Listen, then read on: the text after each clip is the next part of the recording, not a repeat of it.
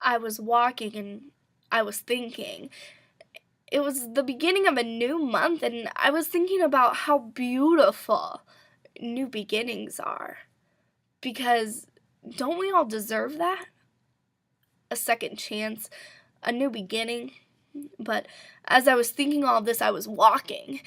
And when I walk, and especially when I think, I don't pay much attention to anything going on around me. And then, something hit me. Not metaphorically, I mean literally, someone ran right into me. And it was a girl. She was jogging. And I stopped her. I said, "I'm sorry. What is your name?"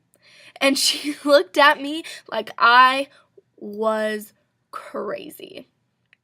And she turned around and ran away. But isn't that just so typical of life? You stop someone and ask them, and you think you have this great opportunity to get to know them, and they just, run quite literally out of your life. But that's not her fault. I mean, I interrupted her. She could have been going anywhere. I don't know her. She wouldn't even tell me her name, but I mean, I just can't stop thinking about that opportunity that I could have had to get to know her life, and that we could have connected and had these great conversations. But I kept walking and thinking even harder, and it made me realize that that girl, like so many other people in my life, entered and exited just as quickly. I mean, she probably didn't even have a second thought about me, but isn't that kind of beautiful? That someone can impact you so much and they won't even remember you step after step as they get farther away.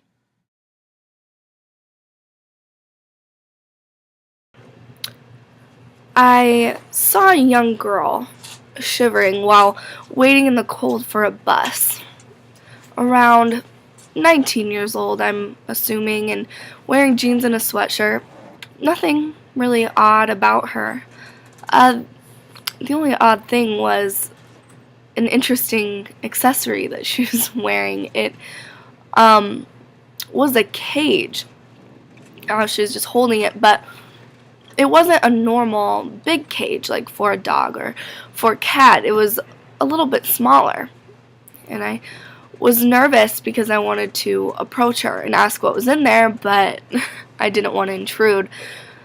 So, of course, curiosity got the best of me, and I just stood closer to her and tried to look into the cage without her noticing, but of course she did, and she told me that it was a snake.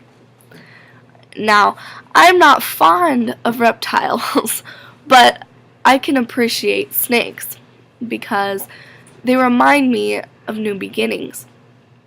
They literally shed their skin and start fresh. And wouldn't we all benefit from doing that once in a while?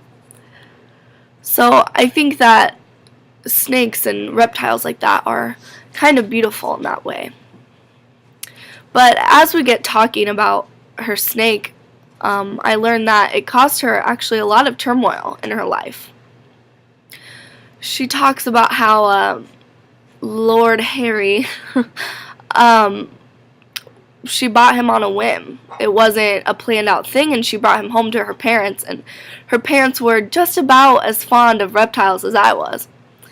And they told her that she would have to sell him, that they did not want a snake in her house, and she gave up the comforts of home.